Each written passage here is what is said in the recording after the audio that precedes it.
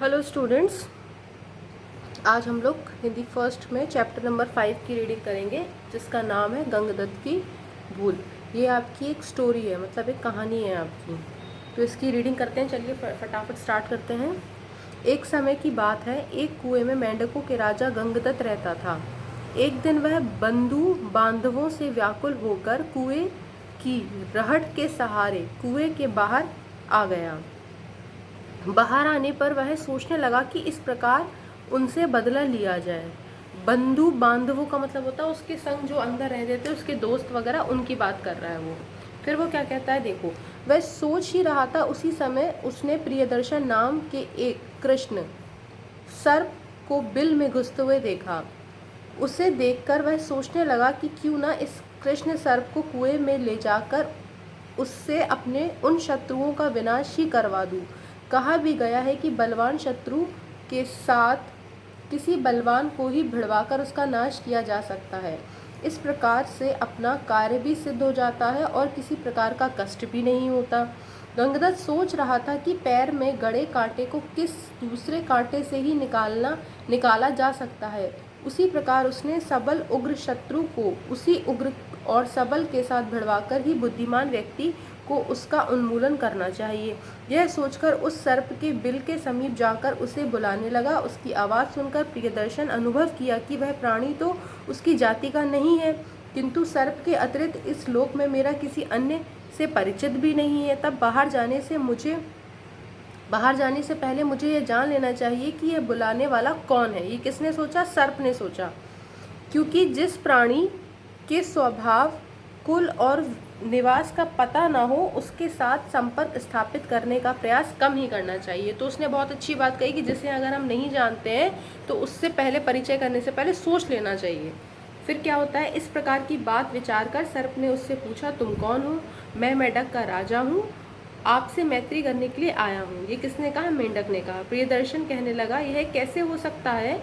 तृण भी क्या अग्नि के साथ मित्रता कर सकता है? कहा भी गया है कि जो जीव जिस जीव का बद्ध है वह कभी स्वप्न में भी उसके पास नहीं आता। तुम ये व्यर्थ की बातें क्यों कर रहे हो? ये किसने कहा? सांप ने कहा, क्योंकि सांप तो मेढक को खा सकता है। तो उसने कहा कि तुम मेरे दोस्त कैसे हो सकते हो?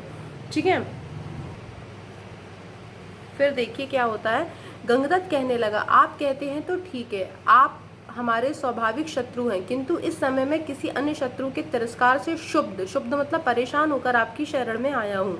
कहा भी गया है कि सर्वनाश की स्थिति में अथवा अपने प्राणों के विनाश काल से मनुष्य को चाहिए कि आवश्यकता अनुसार शत्रु की अधीनता स्वीकार करके भी अपने प्राण और धन की रक्षा करे। ये किसने कहा? ये कहा था मेंढक ने सर्प से। सर्प ने पूछा, बताओ किसने क्या किया है तुम्हारा अपमान? मेंढक बोला, और किसी ने नहीं, मेरे अपनों ने ही मेरा अपमान किया है। तुम रहते कहाँ हो? किसी बावड़ी में, किसी कूप सरोवर में या किसी झील में? मैं कुएं में रहता हूँ। देखो हमारे पैर होते नहीं है, इसीलिए मैं कुएं में प्रविष्ट नहीं हो सकता। यदि किसी प्रकार वहां प्रविष्ट भी किया गया तो मेरे रहने के लिए कोई स्थान नहीं होगा। ये किसने कहा? सांप कह रहा था कि मेरे पैर नहीं है, इसलिए मैं कुएं में नहीं जा सकता। अगर मैं चला भी गया तो क्या होगा? अगर मैं हो भी गया तो मेरे रहने के लिए वहां पर कोई स्थान नहीं होगा। अतः यहाँ तुम्हारा मनोरथ सिद्ध नहीं होगा। मनोरथ मतलब मन की इच्छा। अच्छा यही होगा कि तुम यहाँ से चले जाओ। किसी ने ठीक ही कहा है, ऐश्वर्य को चाहने वाले व्यक्ति को चाहिए कि वह उसी वस्तु को खाए जो उसके उदर में पहुंचकर पच जाए तथा परिणाम में हितकारक भी हो। मतलब हमें क्या खाना चाहिए? जो हमारे लिए डाइजेस्टेबल हो। क्या फ़ायदा हम कोई ऐसा काम ले लें और फिर हमसे वो हो ना। इससे अच्छा ये है कि ऐसा कोई काम ही नहीं करना चाहिए जो आपके बस का ना हो। यह सुनकर मेंढक बोला, महाशय आप चले तो आइए, मैं बड़ी सरलता से उस कूप में आपको प्रविष्ट करा दूंगा। वहाँ जल के छोर में एक रमणीय कोटर भी है, उसमें रहकर आप अनायास ही अपने पेट भर सकेंगे। कोटर का मतलब होता है एक ऐसी जगह जहाँ पर कोई भी रह सकता है, खाली सा टुकड़ा। उसकी बात सुनकर सर्प सोचने लगा कि वह वृद्ध हो गया है, कहीं संयोग से ही कहीं कोई चूहा उसके मुंह में फंस पाता है। इसे कुलांगर में मेरी जीविका का बड़ा ही सुखकर उपाय बताया है, मुझे वहां चले जाना चाहिए। किसी ने ठीक ही कहा है कि जिस व्यक्ति की शक्ति क्षीण हो चुकी हो